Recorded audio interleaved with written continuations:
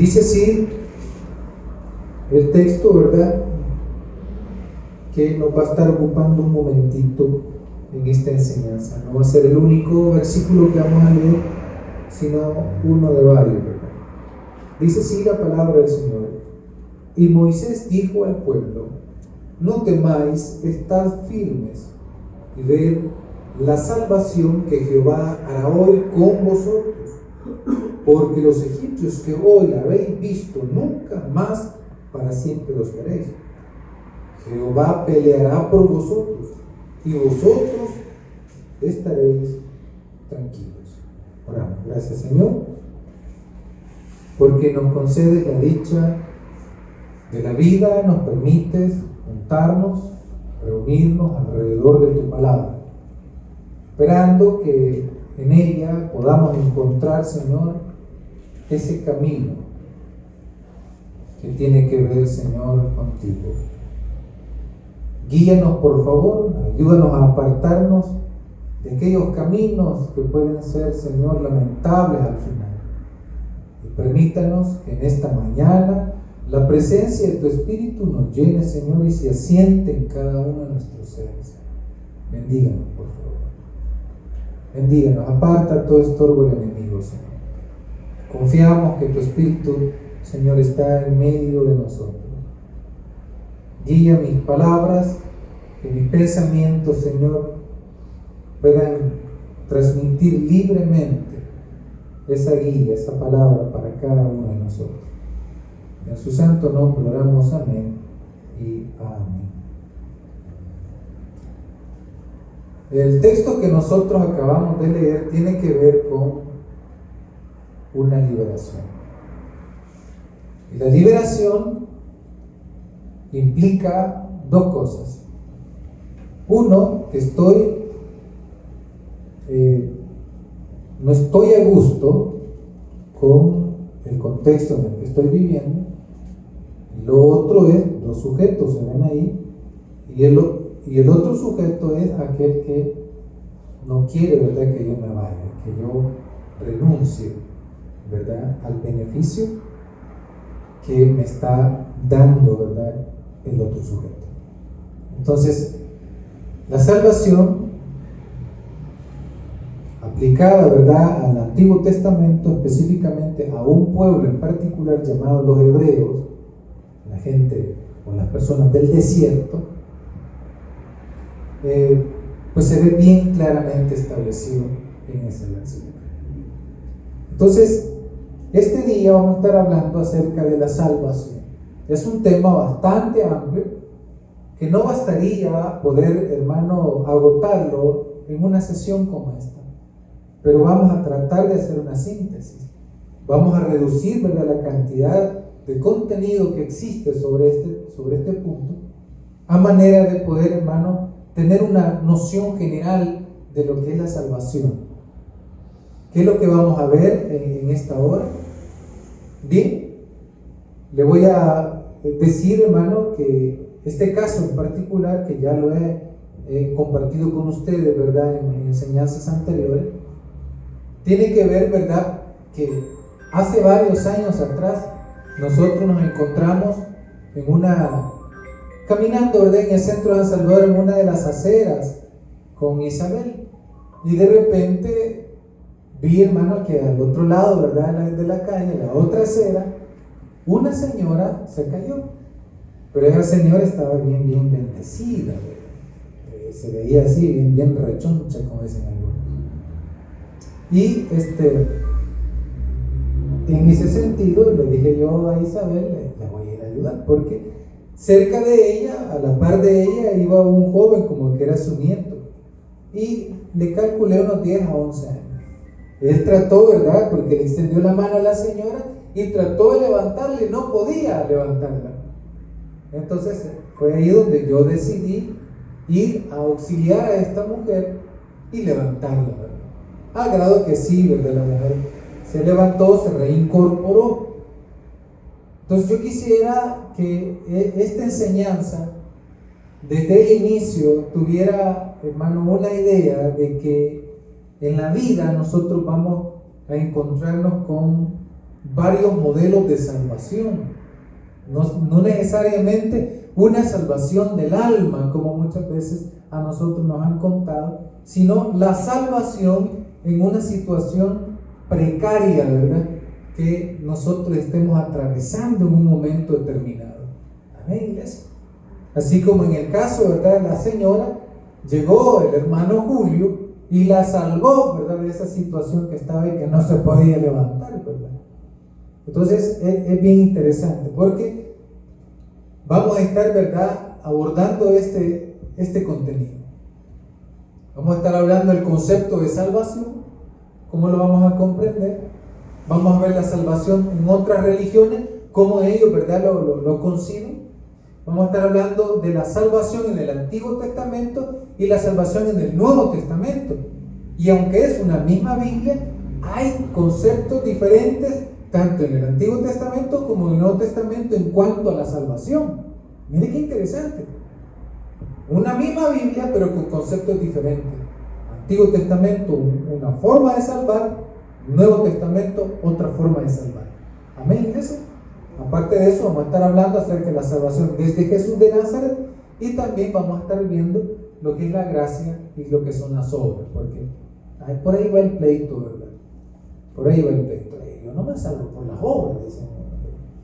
Y otros dicen, bueno, yo no me salvo solo por la gracia tampoco, ¿verdad? O solo por la gracia yo me salvo. Bueno, hay un poquito de todo. Eso vamos a estar prácticamente conociendo. Bueno, la salvación.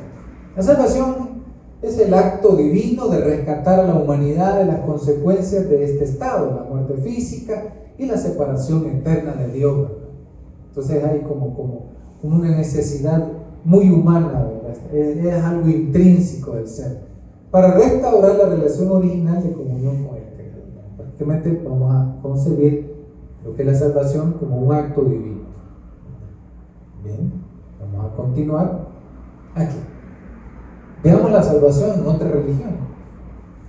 Nosotros somos, como cristianos, el producto de una religión.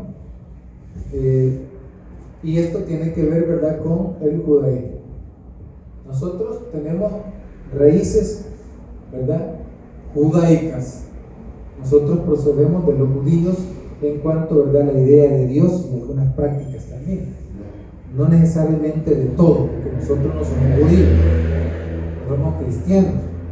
Amén. Y tenemos aquí, ¿verdad?, el concepto de salvación. Vida justa en la tierra, el cumplimiento de las promesas de Dios, el mundo venidero. ¿Cómo alcanzo yo esa salvación? Bueno, obedeciendo a la Torá, la ley, manteniendo el pacto ético con Dios. Esto es lo que hacen los judíos.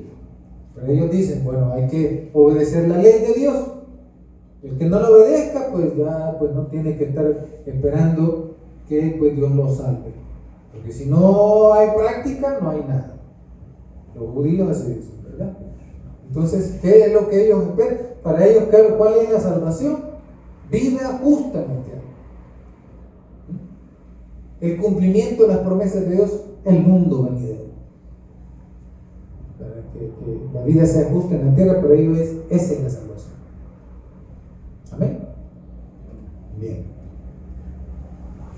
El Islam. El Islam es producto del judaísmo y el cristianismo. Amén. El Islam es el producto del judaísmo y el cristianismo. Hicieron lo propio, ¿verdad? Entonces, el concepto de salvación, ellos quieren evitar el fuego infernal y entrar al paraíso. ¿Cómo se logra eso? Bueno, sumisión a la voluntad de Alá. Musulmán significa el sometido, el que se somete a la voluntad o a la palabra, ¿verdad?, de Alá y su profeta, ¿verdad?, Mohammed. Amén. Y que las buenas acciones pesen más que las malas en el juicio. Eso es lo que dicen los musulmanes. Si las obras buenas, ¿verdad?, no pesan tanto como las malas, entonces ya nos fregamos. Ya no entramos, ¿verdad?, al cielo. Bueno, o al paraíso para los musulmanes. No sé si estamos comprendiendo esto. ¿Sí? La salvación como se concibe en esta religión. Budismo, que es el Buda. Concepto de salvación. La salvación para ellos es alcanzar el nirvana. ¿Qué es el nirvana? Es el cese definitivo del sufrimiento terrenal. Cuando yo ya no sufro por nada, yo me libero del sufrimiento. Porque estamos nosotros acostumbrados a sufrir. Sufrimos porque no me hace caso la cipote. O porque, ¿verdad?, el hombre dejó a la mujer. Sufrimos, ¿verdad?, porque no hay que comer, porque no hay trabajo, porque me está criticando el pueblo, yo como presidente de la república. Sufro por eso también. Entonces, mire qué interesante. ¿Cómo se alcanza, verdad, la salvación para el budismo? Por un esfuerzo estrictamente personal a través del noble camino óctuple, o sea, la extinción del deseo, parecido, ¿verdad?, al hinduismo. Amén. Muy parecido, ¿verdad?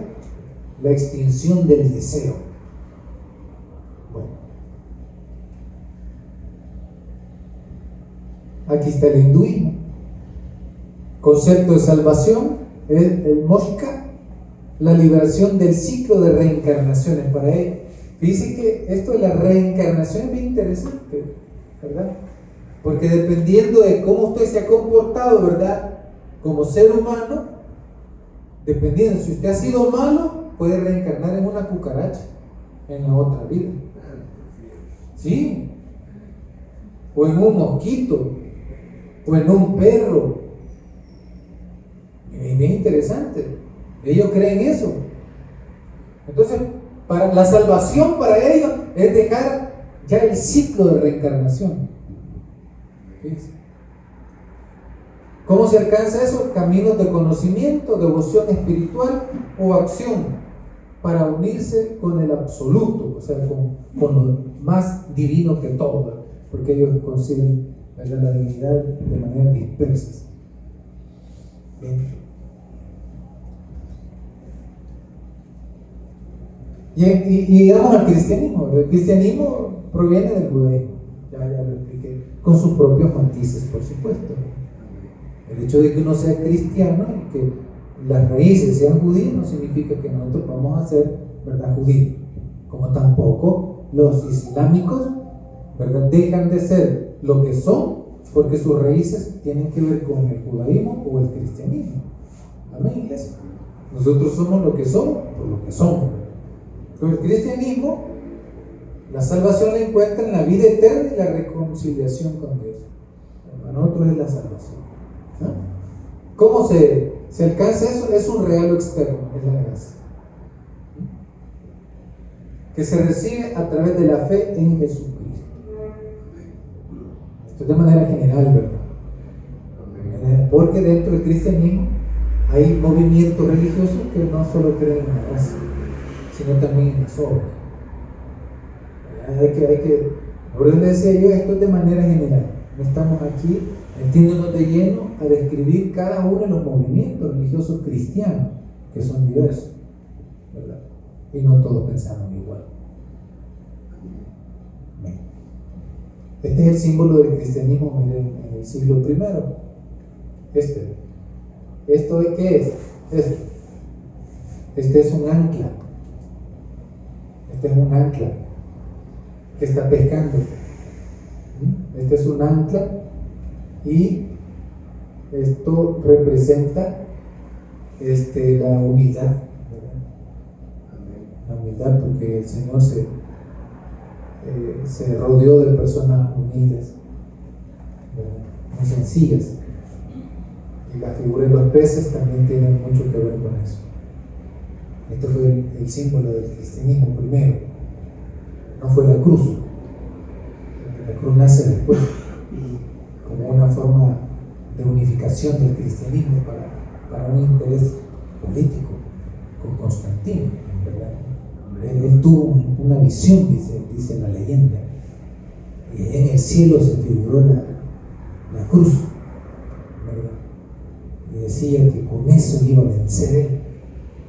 Y como la gran mayoría del pueblo eran cristianos, le convenía políticamente. De ahí viene el manejo de la cruz. Por eso nosotros como iglesia, ¿verdad?, no aceptamos la imagen de la cruz, porque fue un instrumento de asesinar. No creemos en eso, perdón, en la figura de la cruz. Creemos en algunos símbolos mucho más antiguos todavía que identificaban al cristiano. Bien, estamos hablando de esto de manera general. Hacemos ya meternos. La salvación en el Antiguo Testamento, este es hebreo, mi hermano. Aquí, este es Yasha. Esta T que ve usted aquí, ve el puntito aquí rojo, aquí. Este es una vocal. Este es una A. Y este es una E. Pero se pronuncia como A también. Entonces, Yasha se ve de aquí para acá, ¿eh? Es solo esto que está aquí, ¿ve? Esto, esos ganchos que usted ve. Pues eso significa, ya transliterado es esto, Yasha. Significa salvar, liberar, rescatar, dar victoria, connota pasar de estrechez, opresión a amplitud, seguridad. El agente es casi siempre, o sea, el que viene a salvar. Dios le bendiga, bienvenido. El que viene a salvar, el que viene a rescatar, hermano, es Dios. Estas 4 letras que usted ve acá es el tetragramatón, así se le llama, ¿verdad?, en la teología o en la concepción que tienen los judíos en cuanto a Dios. No lleva vocales, ¿verdad? No lleva vocales. Entonces, al no llevar vocales, entonces su pronunciación tiene que ver con una fuerza de garganta. ¿Ven? Y Dios es el que actúa en relación a la salvación. Dios es el que actúa en el Antiguo Testamento. Pero esto está relacionado, hermanos, a estrechez u opresión, pasando, ¿verdad?, de esto a lo que es amplitud. Ya no es estrecho, como metido en una cárcel, ¿verdad?, o como Israel cuando estuvo esclavo en Egipto, que andaba con cadenas, o su limitación, ¿verdad?, en el traslado era así, ¿verdad?, que había un límite que no le permitía ir más allá de su mundo por el opresor. Entonces tenemos acá que hay amplitud y seguridad. Continuamos. El texto que hemos leído, aquí está. Entonces Yasha está aquí. Y Moisés dijo al pueblo: no temáis, estad firmes y ved la Yasha que Jehová hará hoy. ¿Cuándo? Hoy dice, con vosotros. Bueno, liberación física e histórica. Para los judíos, mis queridos hermanos y hermanas, la salvación no tiene que ver con una idea del más allá.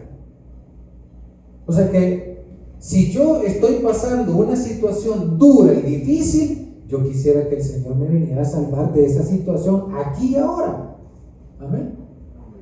Israel pasó más de 450 años siendo esclavos allá en Egipto, ¿verdad?, con otros pueblos también, aunque hay un egiptólogo que dice de que no fueron ellos llevados, ¿verdad?, como prisioneros, sino que los compraron a los hebreos. Y bien interesante eso, ¿verdad?, porque hay una figura en el Antiguo Testamento donde iban pasando los madianitas y que los hermanos de José lo vendieron. Entonces vinieron nosotros y fueron allá a Egipto y vendieron también a su hermano. Entonces está relacionado y tiene mucho, está muy acertada, ¿verdad?, la figura que presenta ese egiptólogo, que dice, ¿verdad?, que ellos en ningún momento fueron, ¿verdad?, a arrasar con un pueblo y agarrar como esclavos a aquello, sino que ellos los compraron y por lo tanto les pertenecían. Es una figura legal de aquel momento bien diferente, ¿verdad? Como muchas veces, ¿verdad? Algunos se lo han contado. Pero ya los israelitas, porque habían nacido alrededor de 4 generaciones, alrededor de, hermano, 400 y fracciones de años, estamos hablando más de 4 generaciones, ¿verdad? Entonces, aquí hablamos de liberación física, porque ellos no podían tener esa libertad en esas tierras que no les pertenecían, que eran de los egipcios. Pero también es histórica, porque, hermano, tiene que ver con un tiempo particular, ¿verdad? Y en este caso estamos hablando de los años en que ellos pasaron siendo esclavos en la tierra de Egipto. Entonces llegó un momento que ellos pedían salvación. Ellos pedían, ¿verdad?, que Dios extendiera su mano y los libertara. Pero Dios no llegó, oigan lo que le voy a decir, Dios no llegó así de la noche a la mañana a quererles arreglar al ser humano todo, ¿verdad?, lo que les estaba afectando. Dios no llegó de esa manera mística a trastornarle, ¿verdad?, el pensamiento a Faraón, o a matar, ¿verdad?, a los soldados de Faraón que estaban oprimiendo a los pueblos que estaban siendo esclavizados. No, Dios no llegó a hacer eso. Dios ocupó a los mismos seres humanos para poder, hermanos, ellos llegar a la liberación. Amén. ¿A quién ocupó Dios para libertar al pueblo? ¿A quién ocupó Dios para liberar al pueblo allá, hermano, en Egipto? ¿A quién? A Moisés. A Moisés, correcto. Entonces, vemos que Dios, hermano, hace uso también de aquellos aspectos puramente humanos para poder llevar salvación. Dios salva al pueblo a través, hermano, de personas que están dispuestas a hacerse instrumento en las manos de Dios. Y los que estaban dispuestos fue, hermano, no al principio no fue así, ¿verdad? Pero después llegó a tener conciencia Moisés de poder liberar a su pueblo, y los liberó, ¿verdad? Y los sacó al desierto y los llevó a la tierra prometida. Entonces, el libro del Éxodo es el texto que más nos puede ejemplificar lo que es la salvación en el Antiguo Testamento, que no es una salvación del alma como en el Nuevo Testamento se ve, es la salvación del ser humano en su precariedad, en su dificultad. Por ejemplo, la vez pasada estaba viendo, hermano, una serie donde un hombre estaba con sus 2 niñas en un supermercado y de repente una de ellas se le pierde. Y comenzó a andarla buscando por todos los pasillos y preguntándole a las personas. Se acercó después, al no ver que fue en los baños ni nada, ¿verdad? Al ver de que no la encontraba, habló con una policía y le dijo lo que estaba sucediendo. Y también, ¿verdad?, dijeron a buscarla y no la encontraron. Y dijo, quiero ver las cámaras. Y en las cámaras exactamente se ve cómo otro hombre se la lleva. Entonces, él comenzó, ¿verdad?, a preocuparse y llamó a unos amigos y les mandó fotografía, ¿verdad?, porque en el video él tomó la fotografía al sospechoso y, hermano, se la compartió. La película es bien fantasiosa también porque ellos tenían un montón de equipos ahí, ¿verdad?, y que rapidito descifraron quién era, ¿verdad?, el que se había llevado a fulano de tal. Y ya, bueno, al final llegaron y la rescataron. Entonces, la salvación para el Antiguo Testamento tiene que ver con hechos de sufrimiento, de limitantes, de escasez, de estrechez. Tiene que ver, hermano, con violencia, tiene que ver, ¿verdad?, con dolor, con alguna enfermedad, y que de eso viene Dios y lo salva. Ya cuando está a punto, ¿verdad?, de morir. Entonces aquí encontramos la salvación también, hermano, con otra característica, la salvación no de tipo individual. Sí existe la salvación individual, pero aquí es una salvación en conjunto, en comunidad. Mire qué bonito esto, porque el Antiguo Testamento nos presenta, ¿verdad?, este modelo de salvación que debemos de considerar como iglesia también, que es sensible a la vida del otro, o por lo menos desde las enseñanzas que nosotros compartimos acá, tratamos, hermanos, de que la enseñanza conlleve, ¿verdad?, la sensibilización en relación al otro, a mi hermano, al otro, el sufrido allá afuera, ¿verdad? ¿No cree que fue fácil para Moisés, hermano, sensibilizarse? Que la mayoría de nosotros, ¿a mí en qué me afecta eso? Dicen algunos. Así dicen algunos. Esa gente que se han llevado presa en el régimen, dice, está buena. ¿Qué voy a andar defendiendo yo inocente? ¿En qué me afecta a mí eso? Dice la gente, ¿verdad? Que no necesariamente ha pensado o ha razonado bien el asunto. Entonces, yo lo que veo con esa expresión es una insensibilidad. Y Moisés al principio ha de haber pensado igual que nosotros, los salvadoreños, pero Moisés ha de haber pensado así. Y quiso, disculpe la expresión, zafarse de su responsabilidad. Todavía dijo, es que yo no puedo hablar muy bien en público. A mí se me traba la lengua, dijo. A mí me cuesta hablar en público. Me muerdo la lengua. Rechino los dientes. Y no puedo. No puedo. Yo soy tartamudo. Y quiso por todo. Y no solo esa excusa puso. Si querés, manda otro, le dijo. ¿Sí? Pero ese Moisés, hermanos, ese Moisés que niega al otro, se parece mucho al pueblo salvadoreño, que no razona muy bien las cosas, que no las piensa, que se deja ir, hermano, y sigue, ¿verdad?, el discurso de la grande mayoría. Muchas veces las grandes mayorías no necesariamente tengan la razón, no necesariamente. Entonces, Moisés al final, ¿verdad?, terminó accediendo. Considero yo que la insistencia de Dios y el golpe, ¿verdad?, en su interior, porque sabía que aquellos de allá afuera, el otro, la otra persona, el que camina, el que nuestros ojos ven, que las sombras pasan por ahí, hermano, comenzó a comprender y a decir, no, hombre, si son también mis hermanos estos, ¿cómo yo los voy a dejar entonces? Y comenzó Moisés a interesarse en ese pueblo. Eso es lo mismito que le ocurrió a Saulo de Tarso en el Nuevo Testamento. Lo mismito.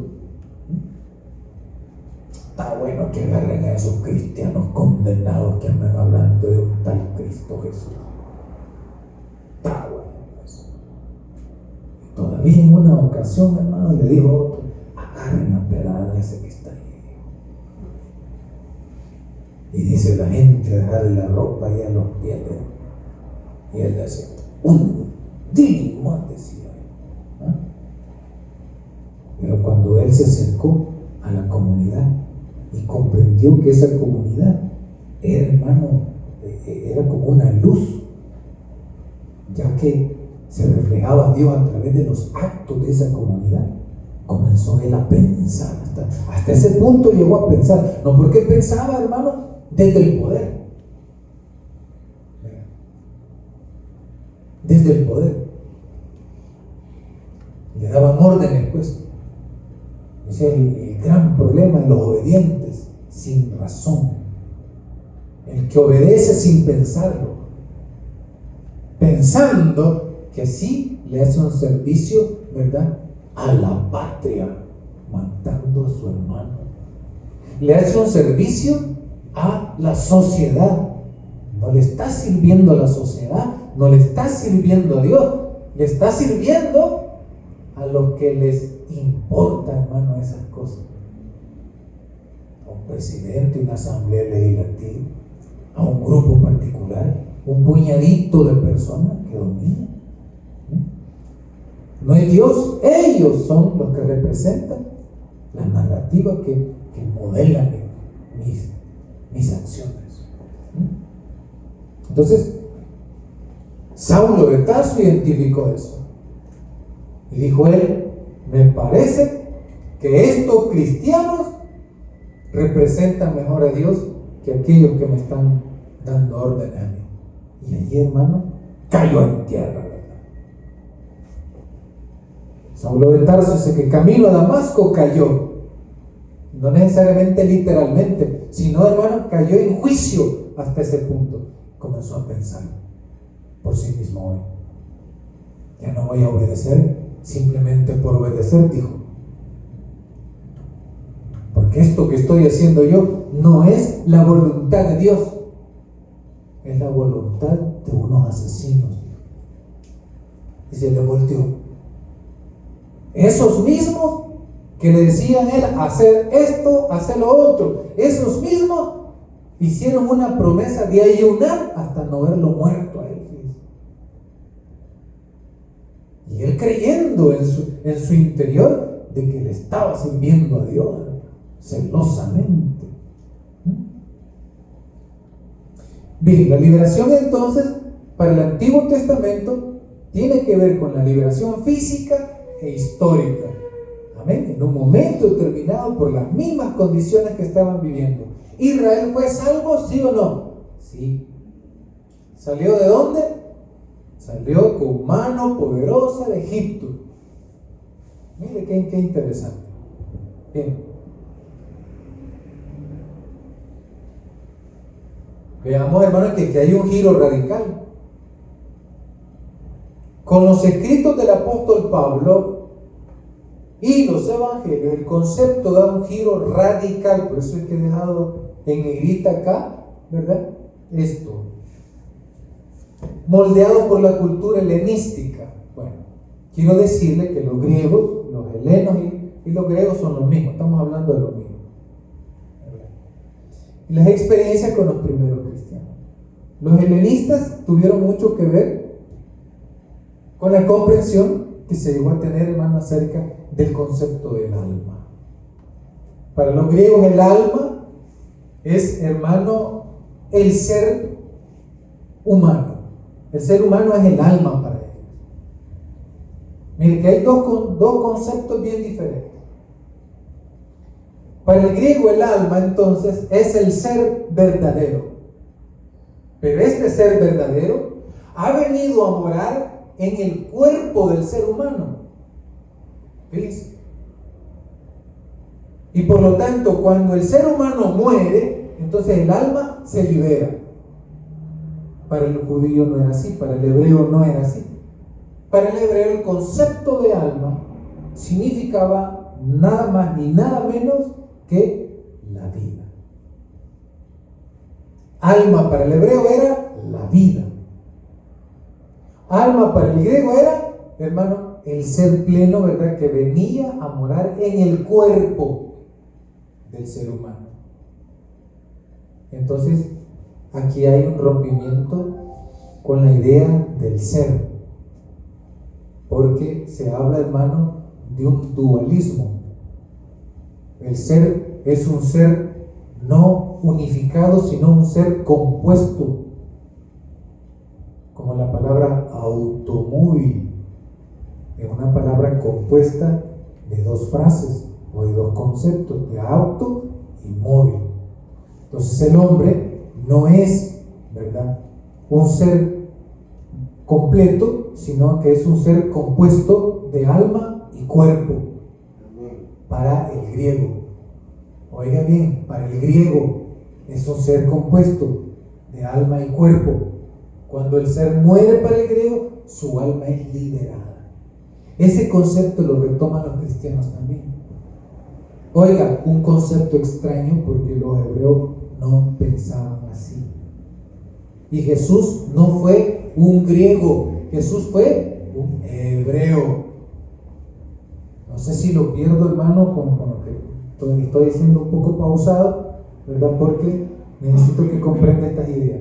Amén, creo que sí, ¿verdad? Estamos viendo. Amén, estamos comprendiendo. Bien. Ahí hay un choque cultural, ¿verdad? Y es importante aclararlo. Entonces, los cristianos absorben lo que es, hermano, esa salvación en el Nuevo Testamento.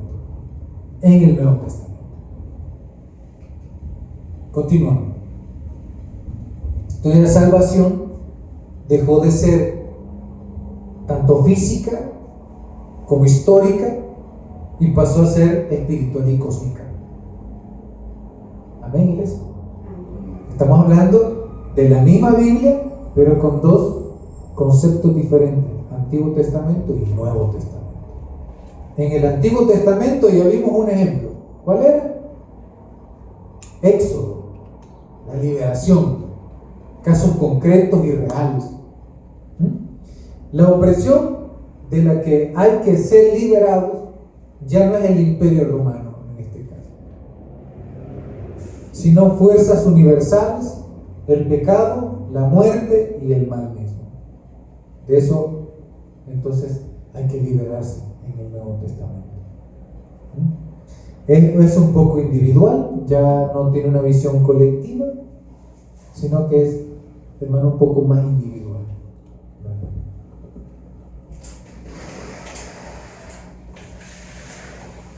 Así como en el Antiguo Testamento encontramos una frase que estaba, ¿verdad?, relacionada a la salvación, en el Nuevo Testamento tenemos también, hermanos, una frase, y esta es soter o sotería.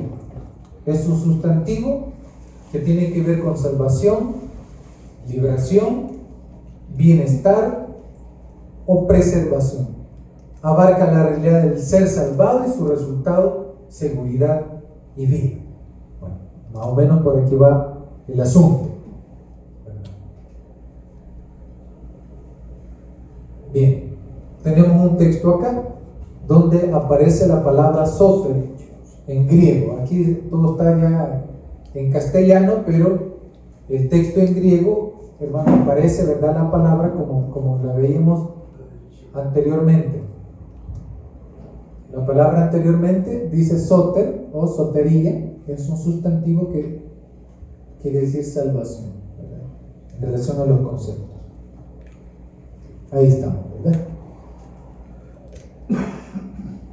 Y aquí tenemos cómo la salvación se va a aplicar. Dice el texto en sí. Dice: y en ningún otro hay salvación, porque no hay otro nombre bajo el cielo dado a los hombres en que podamos ser salvos. En ningún otro hay sotería, salvación. Es una salvación más individual, más personal, pero también puede ser colectivo, ¿verdad? Reducir así de manera, ¿verdad?, general, de que todo va a ser como, ¿verdad?, en algún momento se piensa, generalizándolo, no es muy bueno. Pero sí, en general, podemos también, hermano, agregar que la mayoría ha asumido una salvación personal. Nosotros así lo concebimos, ¿verdad? El cristianismo actual lo concibe así, que la salvación es personal y no comunitaria. Y debemos de pensar, ¿verdad?, también en una salvación comunitaria, una salvación social. Debemos de pensarlo desde esa perspectiva también, ¿verdad?, y no dejarlo todo a la salvación individual. Entonces, en Hechos aparece esta palabra, ¿verdad?, salvación o soter, ¿verdad?, como lo vimos anteriormente. Aquí vamos a otro pleito. En la historia, hermano, de la iglesia, o en las ideas que han caminado, ¿verdad?, con la historia de la iglesia, Y digo iglesia no solamente para referirme a una iglesia en particular, ¿verdad? No, la religión cristiana, ¿verdad? Y sus distintas formas de manifestarse al mundo. Entonces la salvación, porque hablamos del tema de la salvación, como le decía, este tema es bien amplio, bien amplio. Entonces se hace la siguiente pregunta. Entonces la salvación es por gracia, porque a nosotros nos han dicho, ¿verdad?, que solo hay que creer y ya. Amén. Es tú. Es como tú. Ya no necesita usted hacer nada para salvarse. Así nos han dicho a nosotros, ¿verdad? Pero otros vienen y dicen, no, las obras anteceden a la gracia. Primero son las obras, y Dios, ¿verdad?, ve las obras, entonces actúa su gracia, dice. Bueno, otros dicen, no, es la gracia y la obra. Amén. ¿Con cuál de estas vamos nosotros, ¿verdad?, a acercarnos? ¿Qué vamos a pensar nosotros como creyentes? Bueno, hay que darle una miradita a algunos textos. Bien. Los protestantes, nosotros nos incluimos en ese grupo. Protestantes o evangélicos, pero también, no solo protestantes. Recuerde que protestantes y evangélicos son dos grupos diferentes de cristianismo. ¿Amén? No somos lo mismo. Por la estructura y por el nacimiento en la historia. Entonces, protestante entiende la sola gracia. Con Martín Lutero se describe, ¿verdad?, las 5 solas. No las 5 muchachas que quedaron solas y ya nadie le hizo caso, a las 5 solas. No, las 5 solas, ¿verdad? La sola escritura, ¿qué más? Solo la fe. Solo la fe, solo la gracia. ¿Ah? Solo Cristo. Bueno, por ahí, ¿verdad? Son las 5 solas. Pero una de esas solas es la sola gracia. Que no necesitamos más. Pero Martín Lutero también está respondiendo a un contexto. Porque para usted salvarse en aquel tiempo había que, hermano, comprar indulgencias. Para rescatar a su familiar que había muerto, allá, ¿verdad?, del purgatorio o purgatorio. Porque purgatorio es de purgar. Y el purgatorio, ¿dónde sale? Del chucho. Hay un chiste que es del purgatorio. Pero bueno, lo que quiero decir con esto es verdad que entonces Martín Lutero y otros, por supuesto, no fue el único. Antes de él también se había criticado la venta de las indulgencias. Entonces la Iglesia Católica, Apostólica y Romana, hay que decirlo así, porque también está otra, ¿verdad?, que no es romana. Entonces, quiero decir de que él está respondiendo, Martín Lutero, a esa forma, ¿verdad?, de presentar la salvación de parte de la Iglesia Católica, que vendía las indulgencias. Y las personas decían, yo voy a pagar por mi salvación. Yo voy a pagar, ¿verdad?, para no ir al infierno. Yo voy a pagar para no sufrir en el purgatorio. Y si tengo a un familiar allí, entonces yo voy a pagar para rescatarlo. Y así hacían. Ya venía usted y si había cometido, ¿verdad?, algún pecado fuerte, entonces usted compraba, ¿verdad?, su indulgencia. Ya se acercaba al sacerdote porque era muy influyente en aquel momento. Y él le decía, mira tú, levántate y haz buenas obras. Le decía, pero venía el otro y decía, no, ¿y para qué me voy a levantar? Yo quiero celebrar la vida. Aquí decía, bien borracho, ¿no? Quiero celebrar la vida y qué. No, pero el Señor te va a castigar si llegas a morir en pecado. ¿Cómo que voy a morir en pecado? Yo ya pagué mi chance en el cielo, le decía. ¿Verdad? Entonces Martín Lutero responde a eso. Y decía él, no, ¿cómo es posible que nosotros nos vayamos a ganar el perdón de Dios si no es a través de su gracia? Yo no tengo por qué estar comprando el perdón. Amén, eso. Y así fue. Y ahí viene y construye, ¿verdad? La sola fe, de que yo creo que por gracia Dios a mí me ha salvado y no tengo que hacer cosas, ¿verdad?, para poder salvarme. Eso es lo que llegó a concluir, y el texto que se ocupa es Efesios capítulo 2 versículo 8 y 9. ¿Qué dice ese versículo? Dice: porque por gracia soy salvo por medio de la fe, no por obra para que nadie se gloríe. Ese es el texto de combate que se ocupa, ¿verdad? Pero, ojo con eso,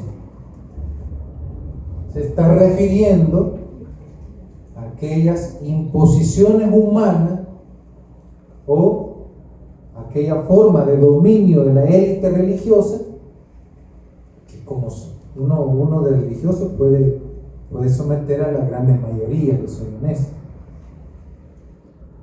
Yo puedo, hermano, decir de que tuve una revelación de Dios anoche, y Dios me reveló de que ustedes me tienen que traer $1,000 al final del mes. Yo no sé cómo le van a hacer a ustedes, pero eso Dios a mí me lo reveló anoche. Así se lo digo, hermano. Allá estaba solo yo en mi casa, a las 3 de la mañana entró un resplandor que iluminó la casa, pero usted viera, hermano.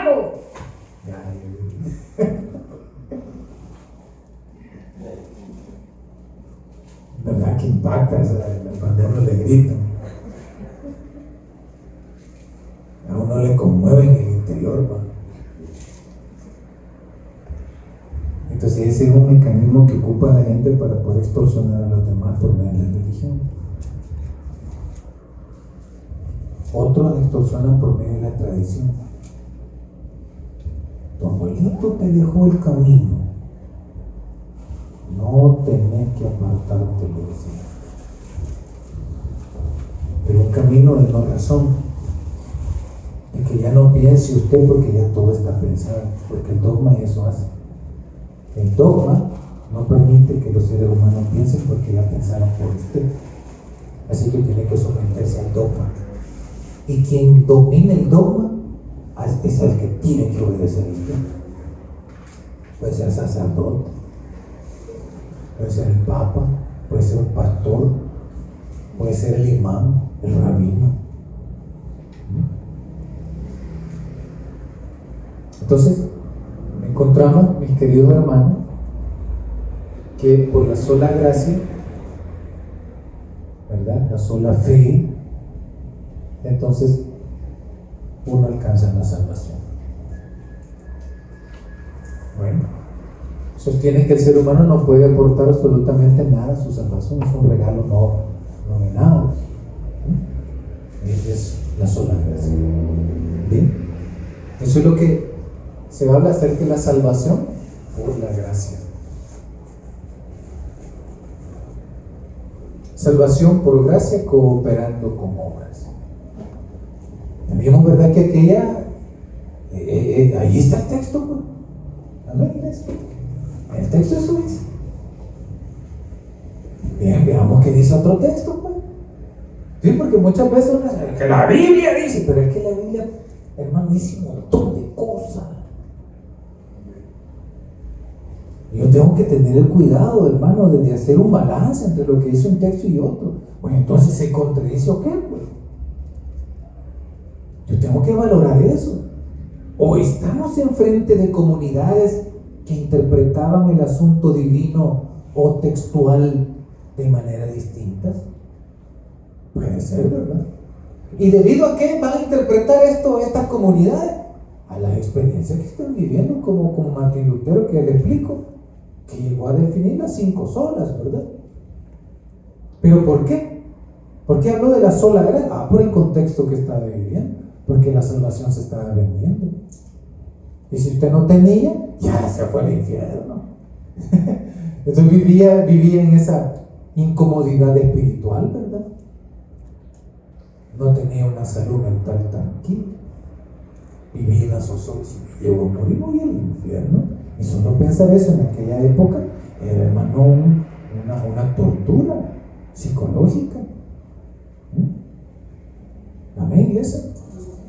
Entonces, es bien delicado, ¿verdad?, lo que estamos considerando en este momento. Entonces tenemos quienes creen en este formato, el catolicismo y la ortodoxia. ¿En qué versículos se basan? Bueno, se basan acá, Santiago 2:24. Y algunos movimientos protestantes también, ¿verdad?, abordan esta temática, ¿verdad? No son únicos. Eso es solo un ejemplo de manera general. Hay otros movimientos religiosos, protestantes o evangélicos que también abrazan este tipo, ¿verdad?, de interpretaciones. Amén. Entonces, Santiago 2:24. El hombre es justificado por las obras y no solamente por la fe. Y bien tajante lo dice, ¿no? Amén. Amén. No me vea serio, y ahí lo dice la Biblia. ¿Sí? Miren. Dice, búsquenlo por favor para que vean que no estamos mintiendo. Búsquenlo en su Biblia. Amén. ¿Sabía quién era Santiago? El hermano de Jesús.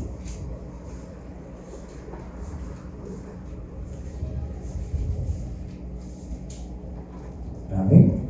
A ver, ¿qué nos dice? ¿Dice lo mismo o dice otra cosa? ¿Qué dice? Léelo, por favor. Y vosotros veis, pues, que el hombre es justificado por las obras, no solamente por la fe. Bien. Entonces estamos bien, ¿va? Amén. ¿Sí? Vamos aquí cronometrando el tiempo de la enseñanza y vamos avanzando bien. Lo que el hermano acaba de leer es la confirmación de lo que este texto dice es cierto. Dice, el hombre es justificado por las obras y no solamente por la fe. Santiago, hermano, era el hermano de Jesús. Según, ¿verdad?, los estudiosos han determinado, y la gran mayoría, ¿verdad?, hablan también acerca de este asunto. Santiago era muy influyente. Dice que Santiago llegó a ser, ¿verdad?, como un patriarca allá en la localidad de Jerusalén, donde tenían la iglesia.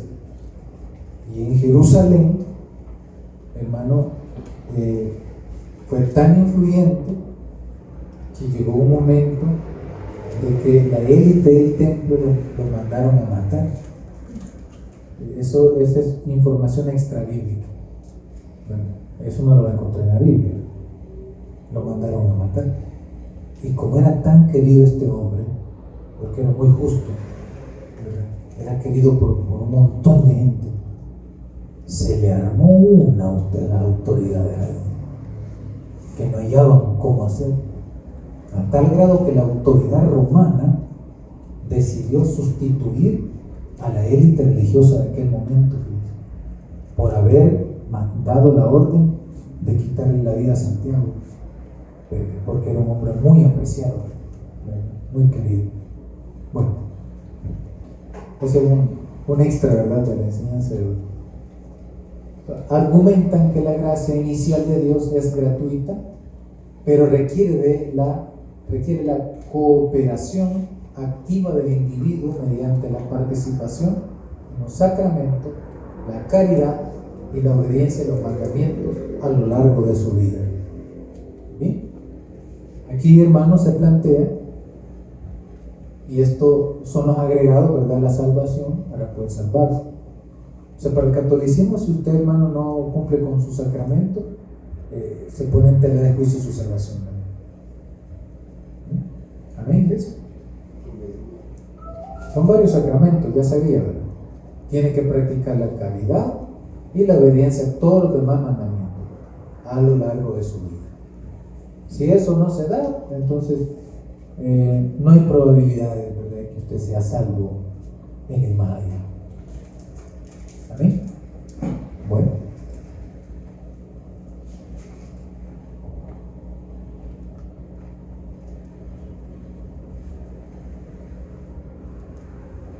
Vamos a ir concluyendo ya, ¿verdad?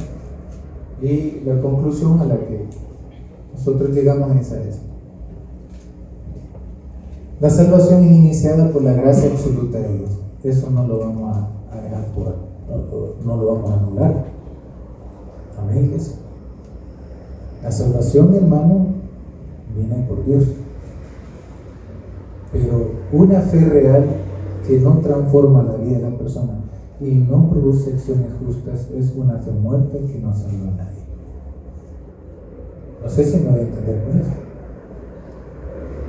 O sea, ¿de qué me sirve a mí decir Dios me ha salvado si yo sigo siendo la misma persona pedante, una persona que no se sensibiliza, ¿verdad?, el dolor del otro? Si sigo siendo, ¿verdad?, la misma persona pesado, indulgente, entre otras cosas. ¿Qué nos dice el texto? Con esto vamos a ir cerrando. Por favor, alguien que lo busque, póngalo bien. Solo uno o una. Se pone en pie, me lo lee si lo encuentro. Amén.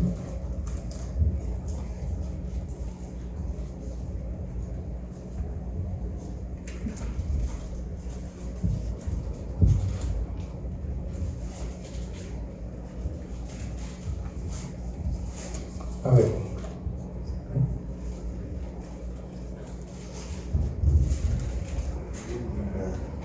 Amén, solo uno. Yo creo que dice 5:17. Sí. De modo que se gusta en Cristo Jesús, Nueva nueva criatura es. criatura es. Las cosas vienen a pasar. Las cosas bien pasadas y todas las veces son Y aquí todos son hechos nuevos. O sea, si Dios me ha salvado,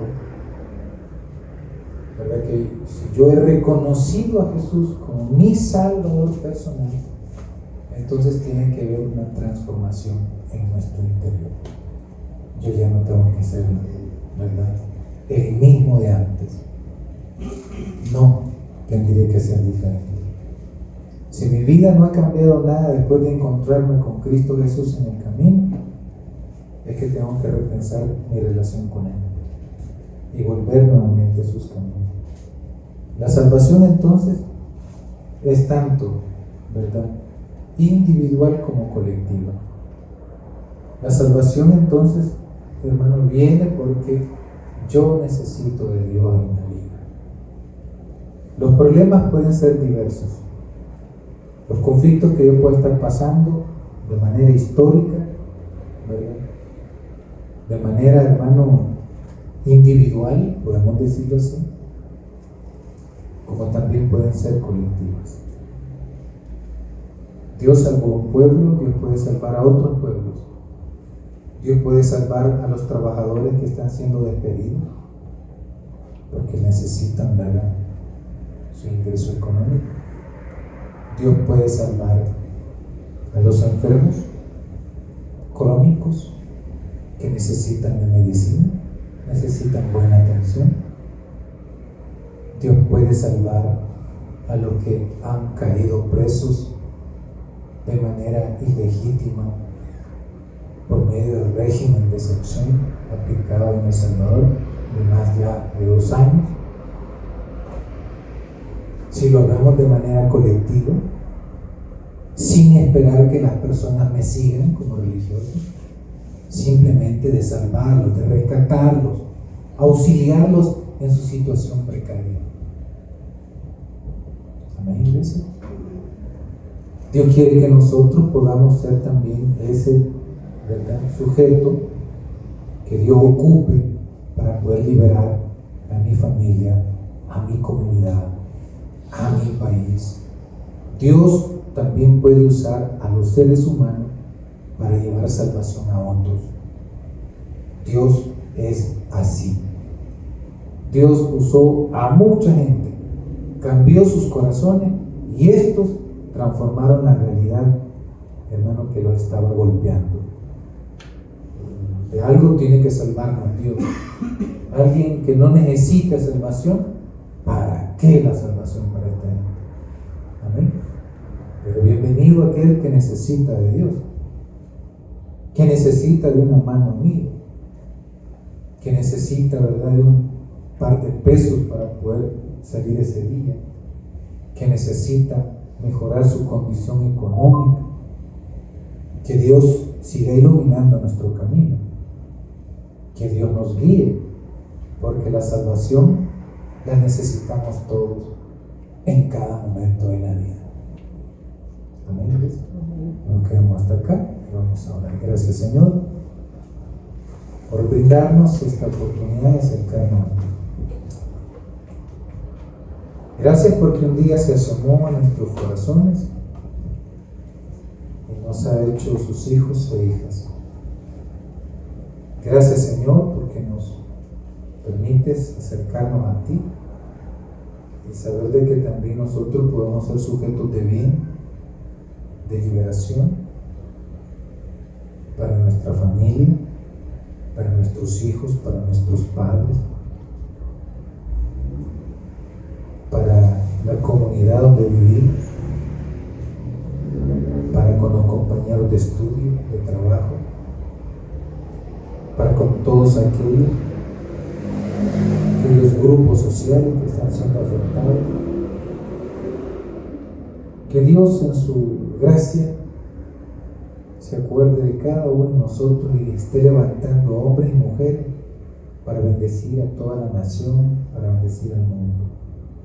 Que quite del camino a aquellos que hacen sufrir a otros. Que quite del camino a todos aquellos que ocupan los espacios políticos para el beneficio personal. Que Dios los quite del camino y que esté levantando a verdaderos hombres y mujeres que le sirvan a Él, sirviéndole al prójimo, a la sociedad, a la familia. Permítanos, mi Señor, servirle de corazón. Gracias. Permita también que nuestras vidas puedan ser objeto, Señor, de su llamado y poder ejercer la vida en medio de la muerte. Ayúdanos a ser, Señor, veraces, a hablar siempre con la verdad y no, Señor, tratar de dañar a nuestro prójimo. Queremos ser un poquito más como tú. Bendíganos, mi Señor. Gracias por este momento. Oramos, Señor, para que tú lleves tu salvación en la enfermedad, que tú lleves la salvación en los apuros económicos, en las amenazas que muchas veces se reciben, que tú confundas a los que procuran hacer daño siempre a tu pueblo, que tú nos bendigas a todos. Oh Dios de los cielos, de la tierra, del mar y de todo lo que en ellos hay, derrama sobre nosotros tu bendición, mi Dios Todopoderoso.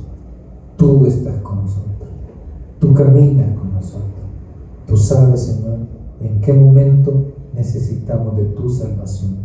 Sálvanos en los momentos precarios, salva, Señor, nuestra vida en cada instante, Señor, en el que nosotros caminamos por las calles o estamos en nuestras casas, en el trabajo, en lugar de estudio, donde quiera que estemos, ahí esté tu salvación siempre a disposición nuestra y de todos los hermanos, hermanas, amigos, vecinos, familiares. Tu salvación esté siempre presente. Guíanos a todos, en su santo nombre oramos. Amén. Y amén. Le damos un fortísimo aplauso al Señor. Gracias. Gloria a Dios.